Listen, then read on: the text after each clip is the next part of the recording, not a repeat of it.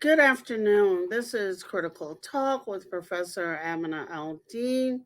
And Critical Talk is a production of Muslim Network TV, to which I hope all of you are listening. Today, in these waning days before what is becoming a traumatic election, I decided to talk about something that is there but is rarely talked about, and that's the process of academia. Students, as undergraduate students, often are just struggling through their courses, and then at some point, realize, oh, I want to be this, that, or the other. And oh my goodness, I have to go to graduate school for that. And how is that going to work? Well, one of the interesting turnarounds is women in academia, and especially Muslim women, as the processes at the various stages are largely hidden. So today I have the honor of speaking with a great colleague of mine, Shabana Mir, who is an associate professor of anthropology and the director of the undergraduate studies at the American Islamic College. She is the author of the award winning and really good reading book, Muslim American Women on Campus. For those of you who have not read this text, I suggest you pick it up. I've taught the text a couple of times. My students enjoyed it. They found themselves in the text, and they had stuff that, oh, she can add this, that, and yeah. I said, well, she will when she does another edition. Um, she works a lot in the community in a myriad ways, but she's been involved in curriculum design, residence hall stuff, faculty development, and all of the wonderful things that few of us know a lot about. So I would like to welcome Dr. Shabana Mir to Critical Talk this afternoon. Thank you, Professor Amina. This is just an excuse for me to hang out with you. That's a great. Well, I love excuses, and I love hangouts. You know, um, one of the things I want to start with, as undergraduates, people, young people have all of these ideas about what they think they want to be. Sometimes those ideas match their actual abilities, sometimes they don't.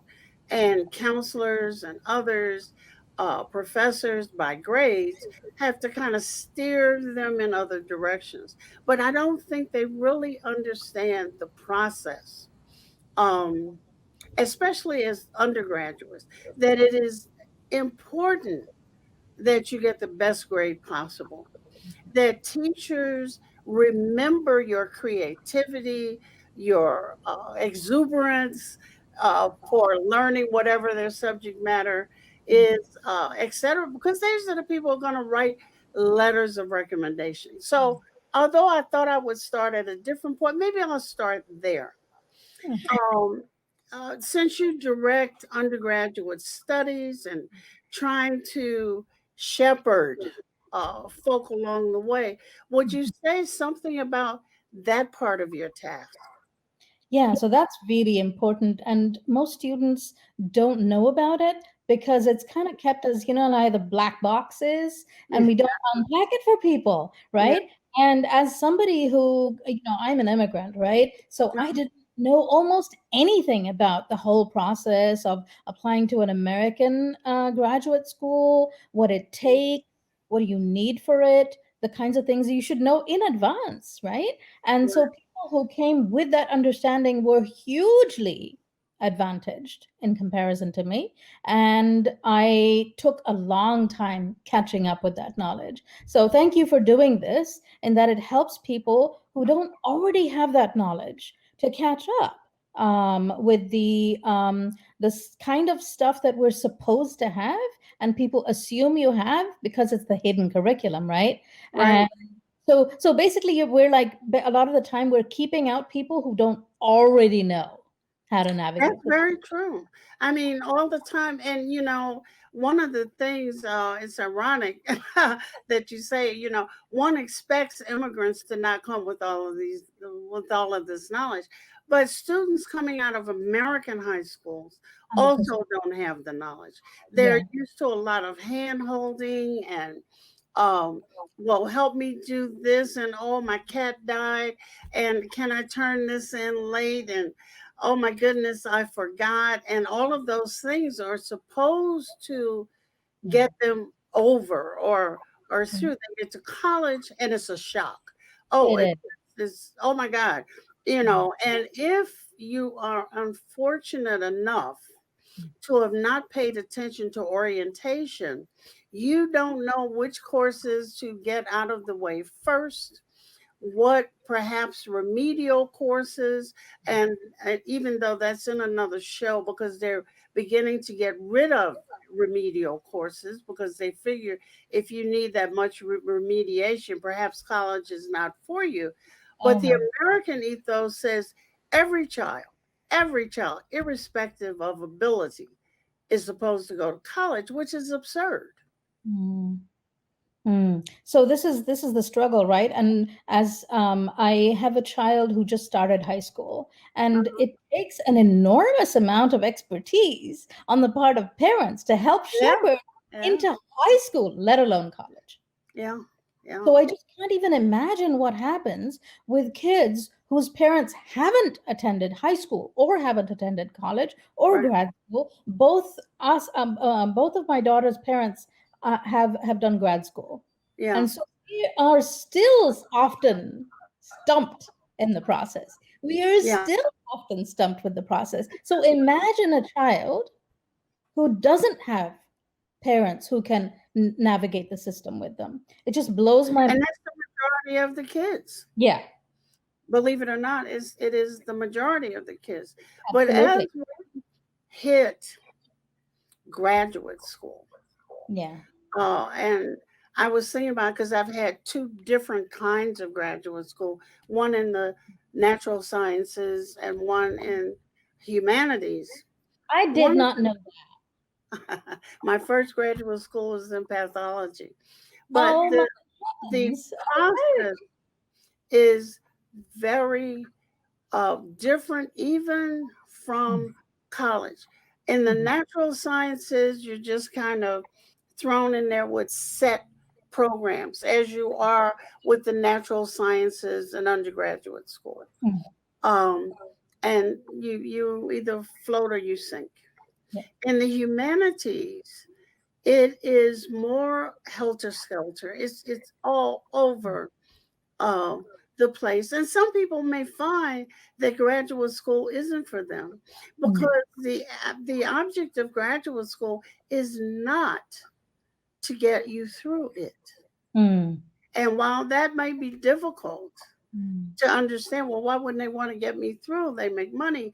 Well, they make money and there are many more of you behind you, but the mm. object is not to get it through. But I want to focus on women Yeah. and the particular trials of women, especially as academe has looked up and says, oh, it's too many women.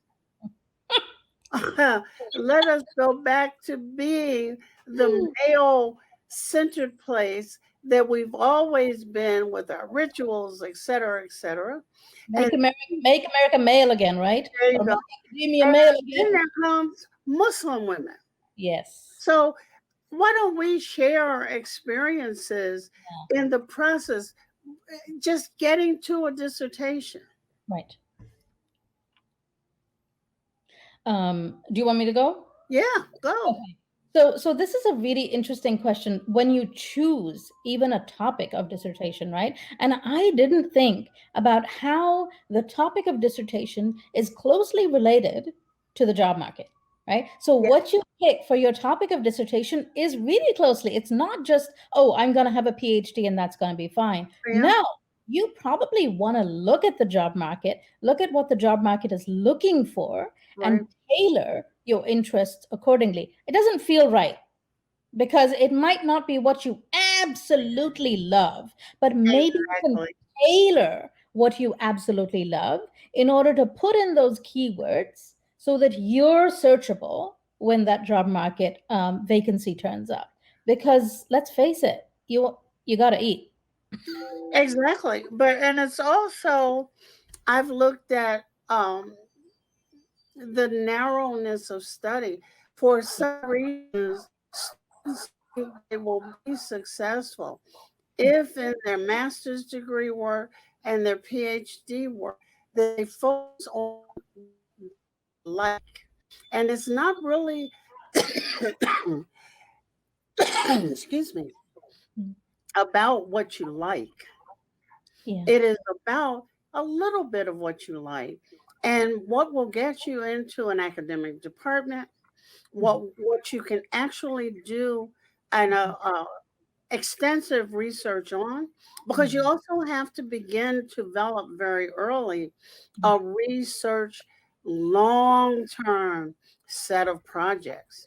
Right. And I don't think that any of our professors um, even paid attention to that.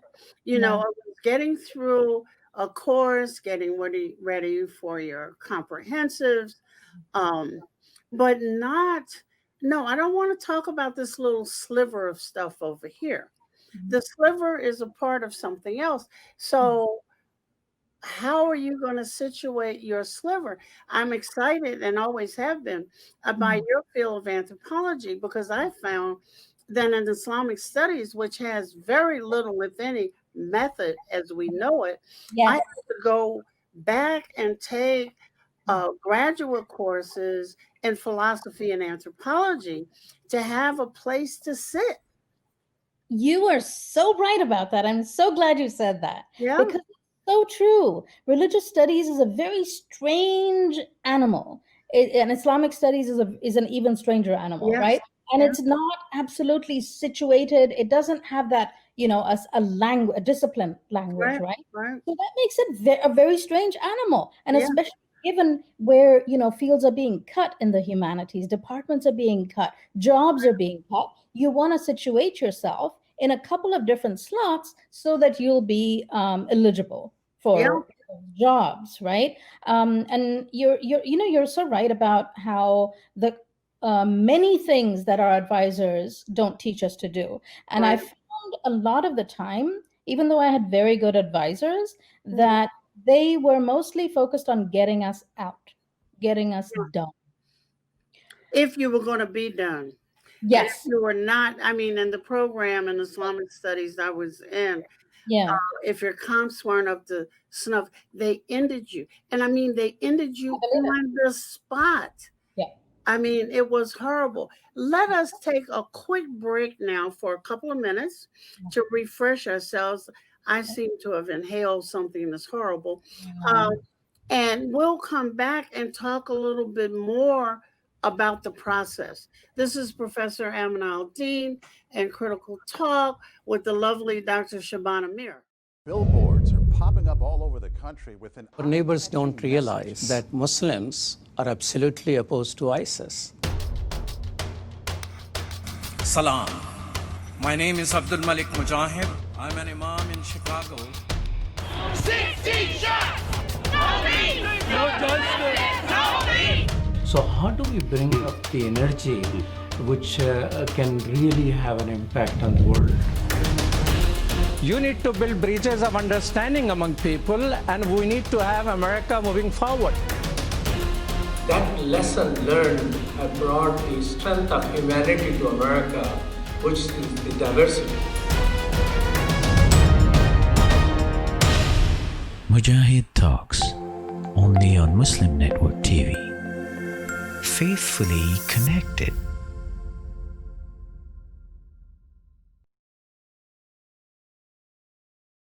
This is Critical Talk with Professor Amin Al-Din, and I have the wonderful opportunity to talk with Dr. Shabana Mir about especially Muslim women in academia and more broadly women in academia. Um, one of the things I found horrible, uh, and I learned it later in life, was in Islamic studies in particular, there are two tracks. There are those programs which came out of the US's military kind of campaigns, that American University, this place, that, and the other, which focused on language studies and a little bit of Islamic studies. And then there were two programs like the one I went to who were not attached to the US government, but who focused purely on Islamic studies. But nevertheless, when you got to your comprehensives, which are your expertise in 4 or 5 areas, people were stopped cold. And they didn't know that they were going to be stopped cold. They knew they had to pass the exam, but they had no idea about the grading. Our exams were both written and oral. You had to defend what you had written.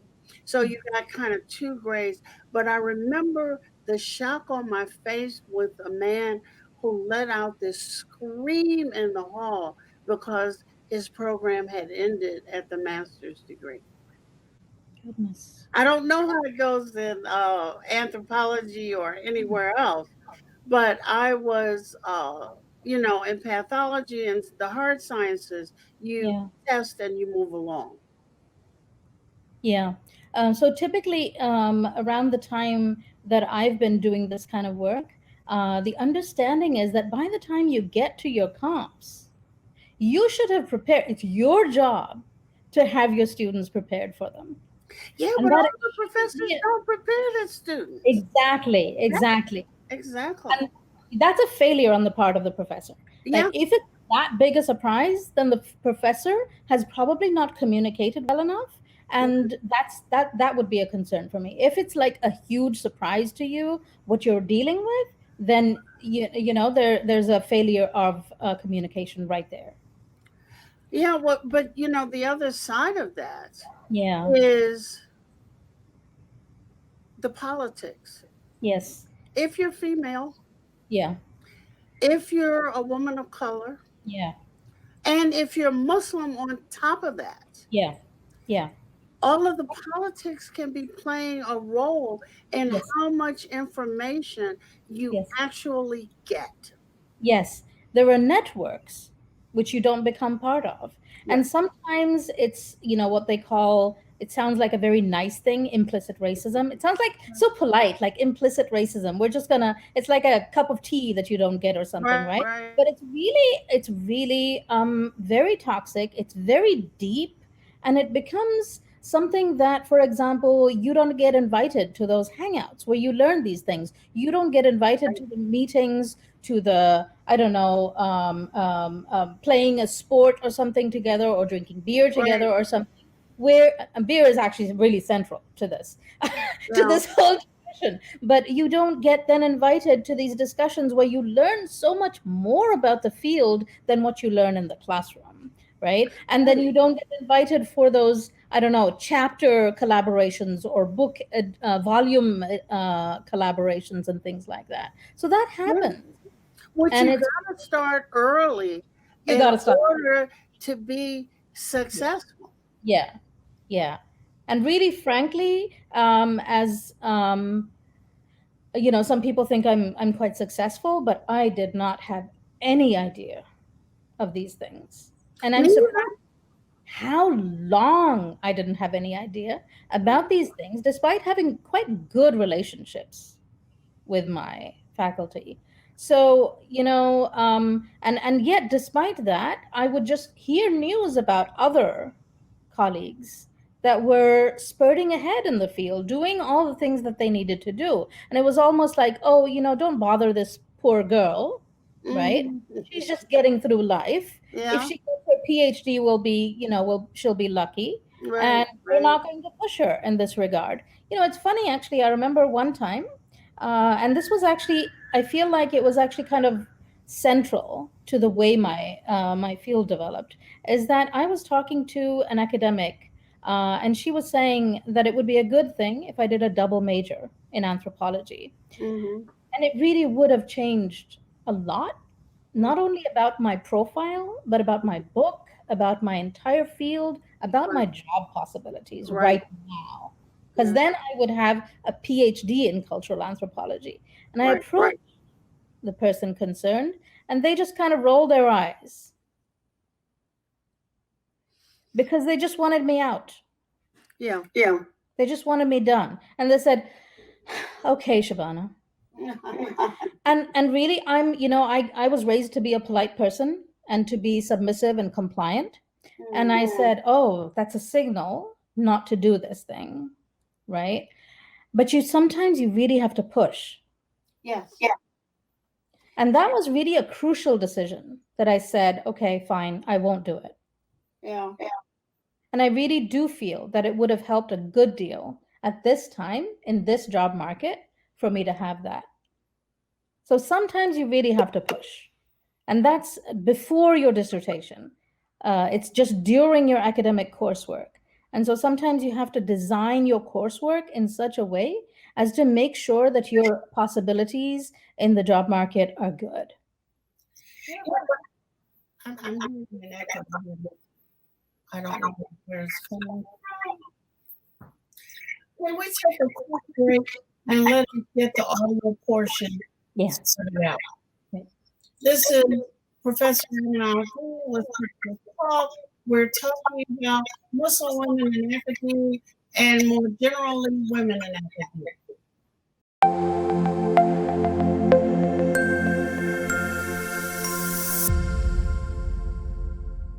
Assalamu alaikum! I love Adam's World because it makes me learn in a fun way. That Adam has a green face and orange hair. I like this song. I like how Adam sings. I like Adam's World because it makes me happy.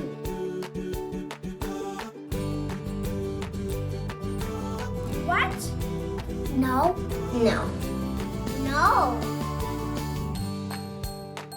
And here's Adam and here's Anissa. Adam is and his sister. Adam is a boy and he is very smart.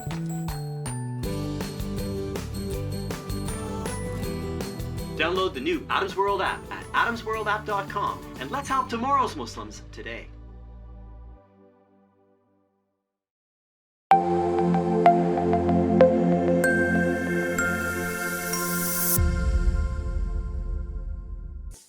Let's go. Okay, I am back, and hopefully our audio issues are clarified. But I wanted to go back to something you said, and that was, many women, just because, I don't know, it's not something women are brought up to do, or if they do that, they're thought to be aggressive, and then that gets a backlash. It's pushing for something, or even pushing to ask questions when you don't really know how to formulate the question. That, I think, is one of the most difficult things to do. If you don't know where your particular, because all dissertations are supposed to be unique research, right?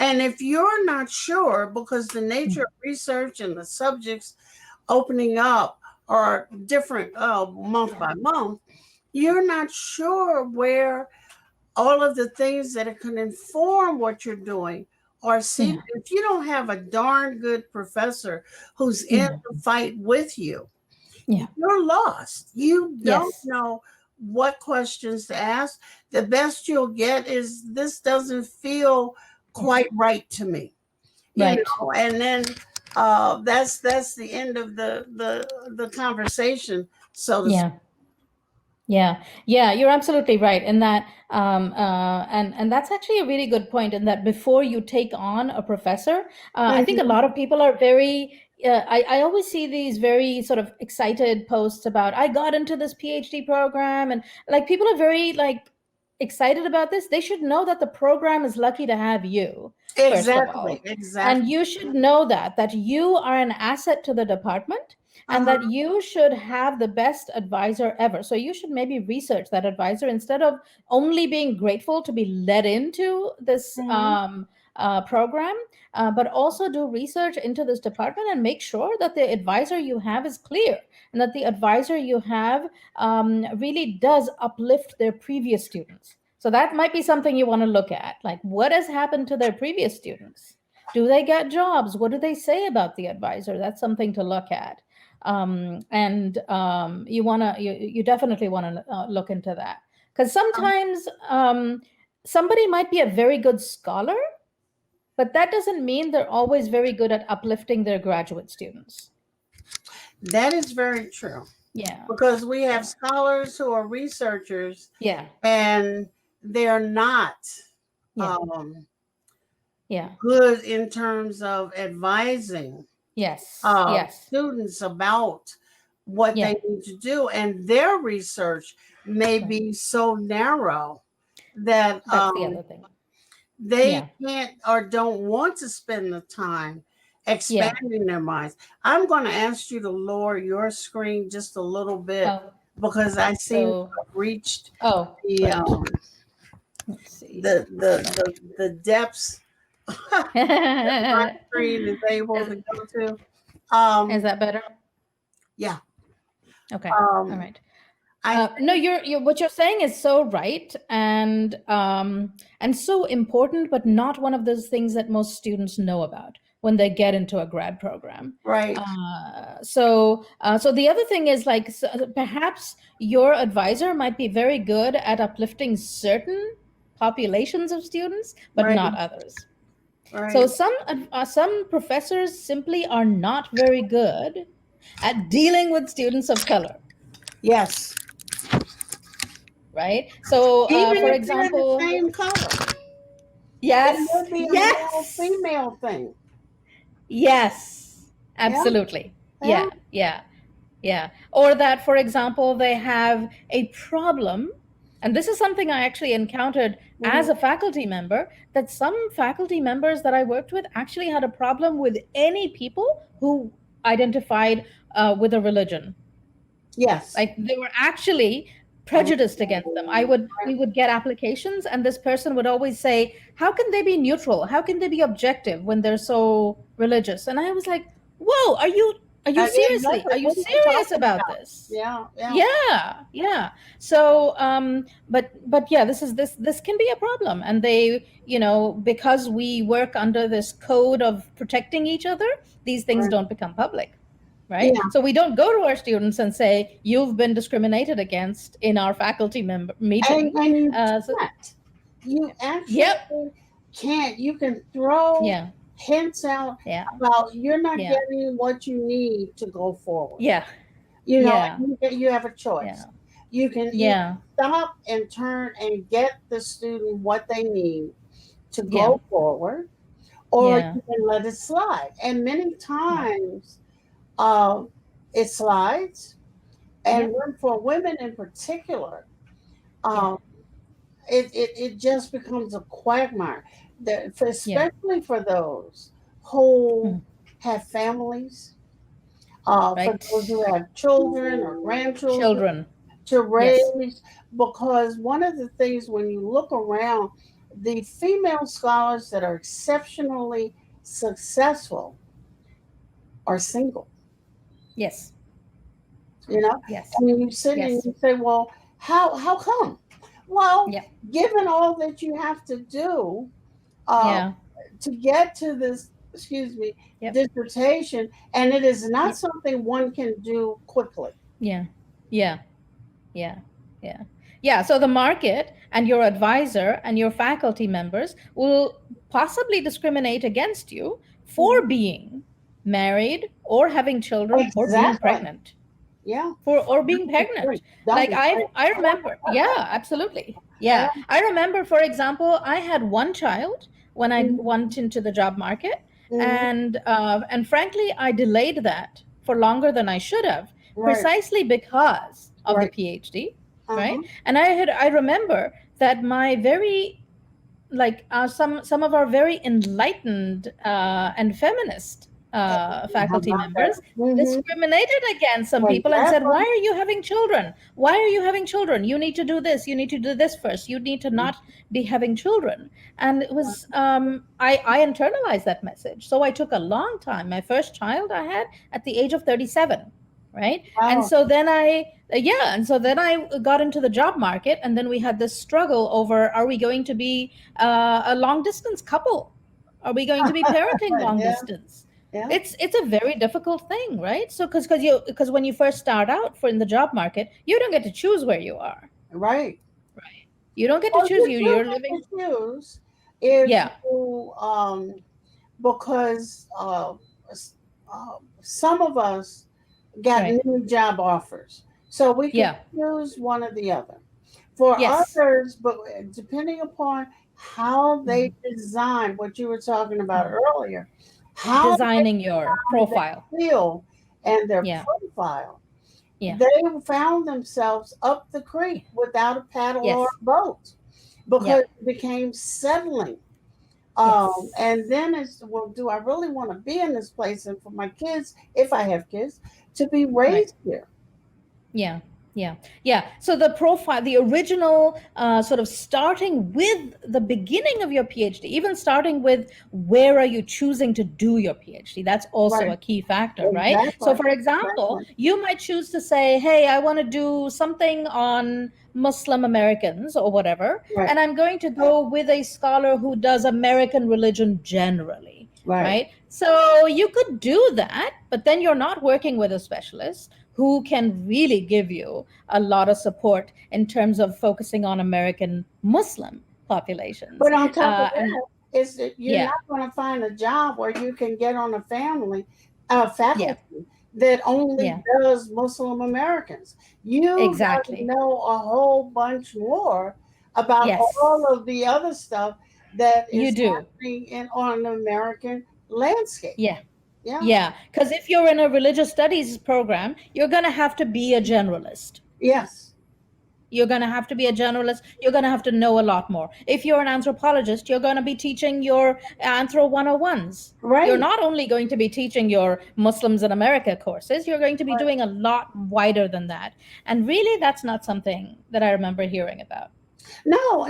Look, me doctoral in another place and another time, I didn't hear about it either. And I think one of the things that was also confusing back in the day, and it's changed a little bit now, because now to get a job at a medium-ranked college, you must have publications.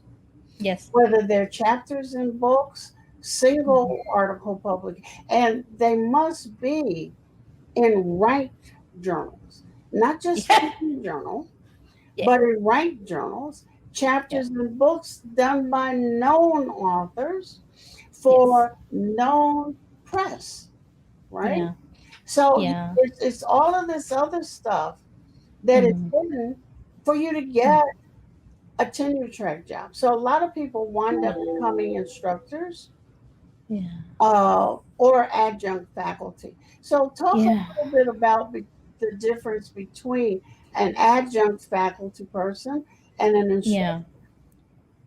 So this is really this really breaks my heart, because I see it's been at least a few decades that we've been seeing large numbers of highly qualified, published, and extremely intelligent, brilliant scholars that cannot find tenure track jobs or even full-time jobs. Right. So this is another thing that you want to take into account. One of the things that I saw in a PhD program when I was part of faculty in a PhD program is that I saw people who would take on doctoral students knowing that they would not be able to complete the program and knowing that the job market was not looking promising for those applicants. But they said, we need them for our PhD programs. So this is a calculation that many PhD programs are doing. Well, it's because they're getting federal funds. Right. And they have to have a certain number of Yeah. diverse Of students. They have to have a certain number of Yeah. women. So they will Yeah. let people in Yeah. that they know Yeah. are not going to finish. But other Yeah. schools will Yeah. let folk in and not give them the tools that they need to be Mm-hmm. competitive in the market. Yeah. Because, like Yeah. you said before, it's not just Yeah. getting the PhD. What have Yeah. you written? What have Right. you published? Where is Yeah. it written? What is it published? And if Yeah. I get this tenure track job, then what? Mhm. Yeah, yeah. And the other thing is teaching experience.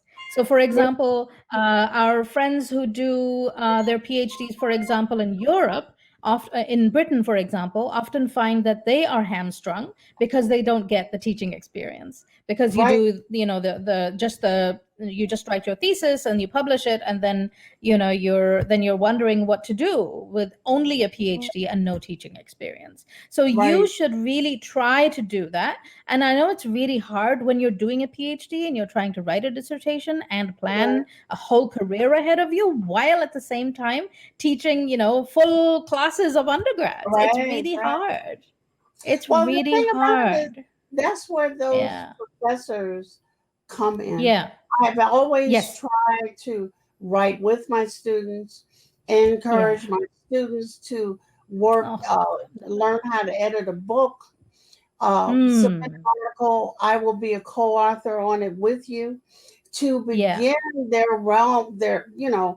process of getting Yeah. something published. Because tenuring, which doesn't necessarily mean a lifelong contract, because I've been with some professors Yeah. who lost their tenure.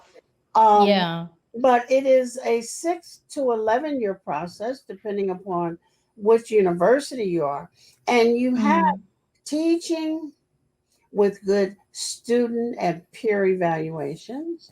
That's You the other thing. have publishing. Mm. And in many schools nowadays, you have community service. Yes. So you have all of these things to do, and what Yeah. seems like a long time. But if you're Yeah. teaching 5, 6, 7 courses a year, it goes by in a flash. It does. It does. It does. I really, I remember some of the people who got into the PhDs with fellowships, Right. for which they didn't have to do much work, but they got the Right. support. And that's, of course, the ideal. And most people won't get that kind of support. Well, But they if you started do get doing it, research. yeah. Yeah. Yeah. Now, if you can get that kind of support, the kind of support with an advisor, that you're working with an advisor and publishing, that's the best deal, because you're also preparing for the job market while at the same time paying for your PhD. And really, I really think that you shouldn't have to pay for your PhD. You are an asset to the department, and you should be supported by your department. So you should try to get those kinds of gigs, and if not, and definitely try to get some teaching experience and conference presentations. Conference presentations are They're very good, and a social so crucial. right. Yeah. Disciplinary associations. We have That network building. Yeah. We have a question coming in Oh, that says, yes. well, we have several comments, but this is a question. Mm, What are some I like common this. mistakes you see students make when choosing or applying for a graduate program? Mm. I mean, we've touched on some of those questions. One is choosing a grad program that doesn't have a good match with your area, for Right. example, or sometimes choosing, like sometimes people will say, hey, if it's like an Ivy League or something like that, then it's an automatic, it's a good thing. I don't want to be cynical about it, but I also want to be realistic about it at the same time. And I do think that in the job market, they can be pretty superficial about these things. So it's not untrue that people will look at brand names like that. That doesn't necessarily mean that grad program is really good.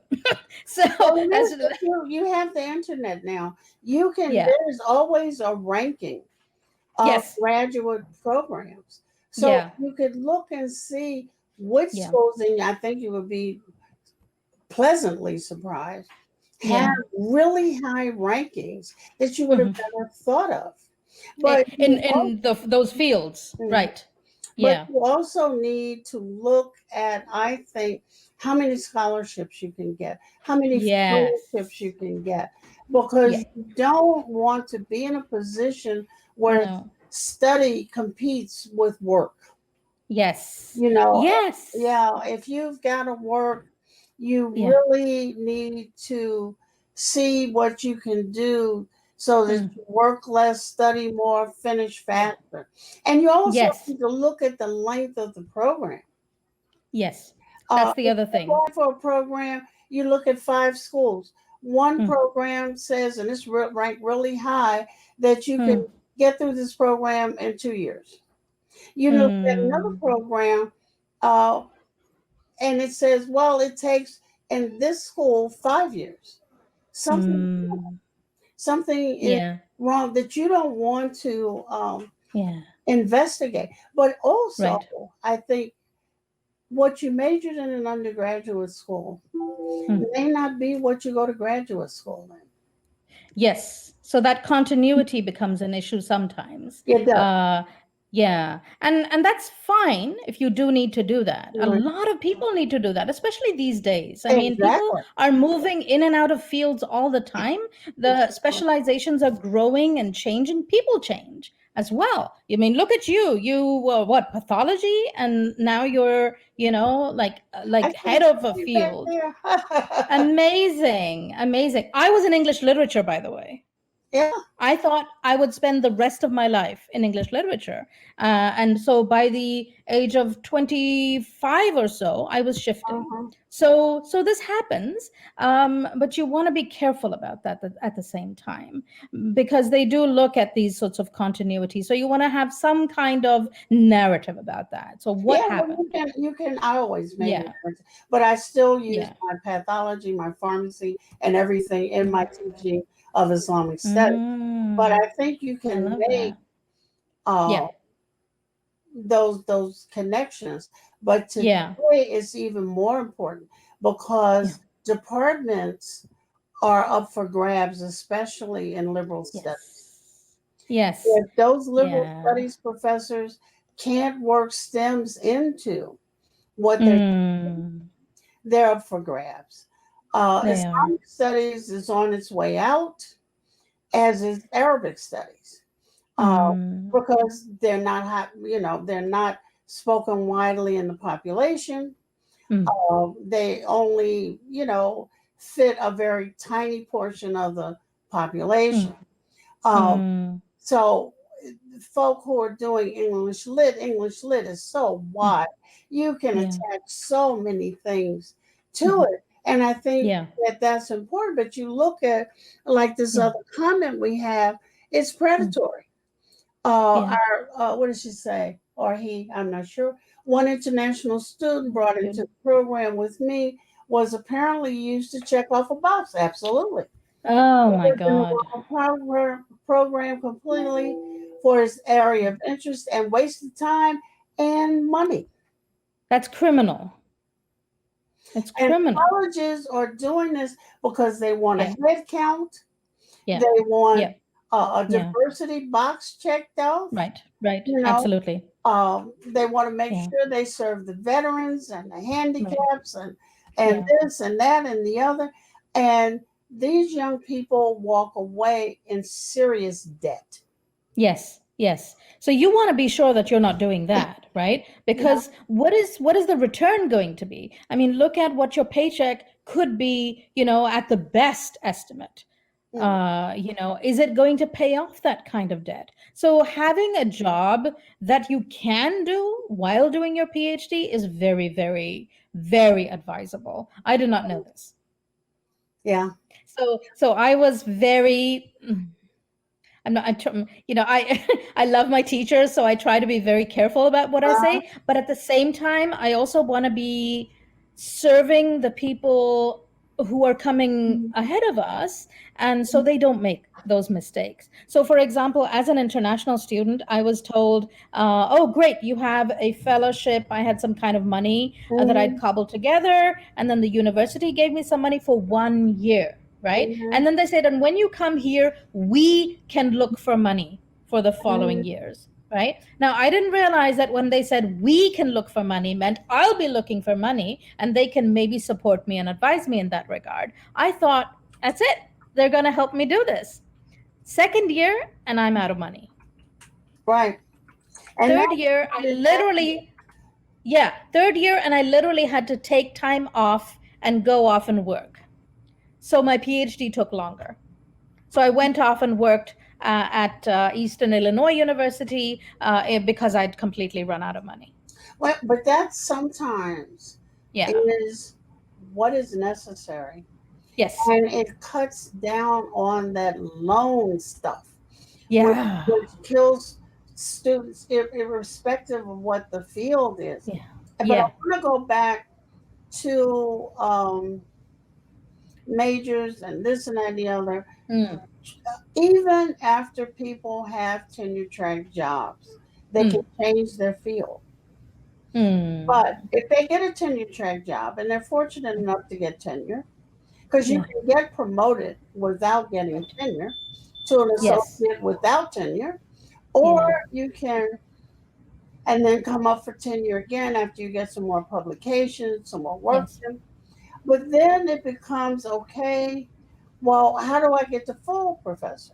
Well, you get there by many more publications. It ceases to be so much on your student evaluation.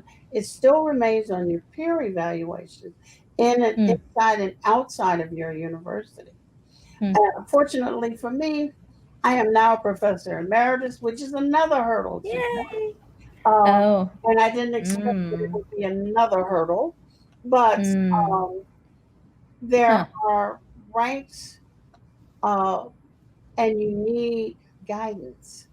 Yes. The necessity of getting a mentor, staying with that mentor, choosing the right grad program. I think we talked about that.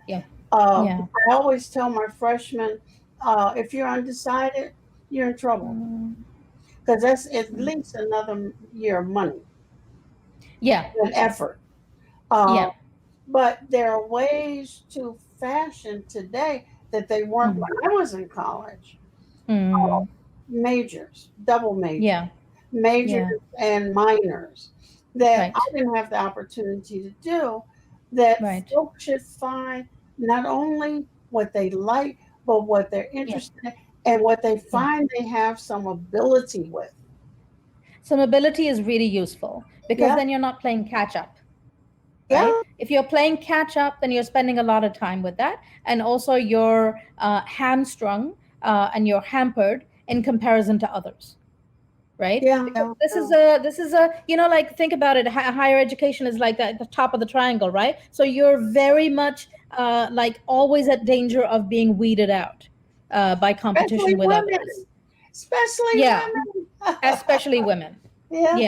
Especially women. And so, and actually in that regard, I want to say a little thing about how toxic it is for people. And so what you said about mentors is really, really important. Find mentors who are sincere, who are good in the field, and that will stick with you as friends, so that you're not trying to like make new friends in grad school, because it's such a competitive space. It is.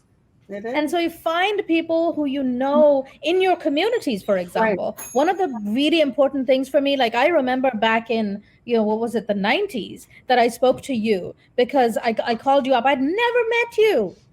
But somebody said, hey, you should talk to Professor Amina and she can advise you about the field. And it was so valuable to me to know that I could do that. It was so amazing to me. And then there were others also. So for example, I would attend the, Association of Muslim Social Scientists, and I found just a handful of Muslim women of color. And we would talk about our fields. Our fields were slightly different, but not too different. And so we were able to talk about our fields. So attending the conference and then the late night afterwards, hang out and gossip and talk about the field and talk about the racism and talk about the Islamophobia you face.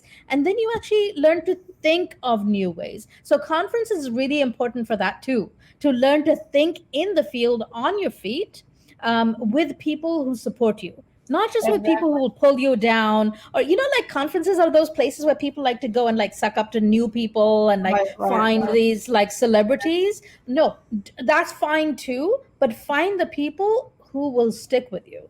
Yeah. And who can support you and uplift you. Yeah. That's really important. You to be the best that you can be. Yes. Whatever it is that you're doing. And that's one thing we left out in grad school. Folks should be encouraged to join associations. You're right. No matter they're not. The association of anthropologists, whatever your area is, join that association early so you can see what the field looks like. Yeah. Oh, you're so right about that. And I didn't do that because I was always thinking about money. Yeah. I was always short of money. I was like, oh, I'm getting an eviction notice. I'm getting an eviction notice now. I'm not going to be thinking about how I can join this association or that association. And then at that time, I remember back in, was it 2006? I remember I wrote a very critical message on the Academic Association's listserv saying, is this only for fat cats? Yeah. Is this organization only for fat cats? Why are grad students not enabled to join them at a low price or free or something like that? You are serving. We are basically helping you be an organization by our presence, right? So you should really like enable that. And you know what? Somebody contacted me and said, don't do that. You won't get jobs. Don't complain like that. Right. So I was like, oh, I guess I'll shut up from now on. And then they did, but they did change. They turned it into a sliding scale. They did. Later. So now more and more organizations are doing that. So if you find that your organization is doing that, join it. It is very useful. It is. Well, we have had a much too fast with all its glitches. Talk today, and hopefully we'll talk again in the future. This has been Critical Talk with Professor Amina Al-Din and Dr. Shabana Mir. We've had a great time, and I hope you've had one too. Please join us on Muslim Network TV. Make it a check mark on your box on your YouTube or your Facebook. Thank you.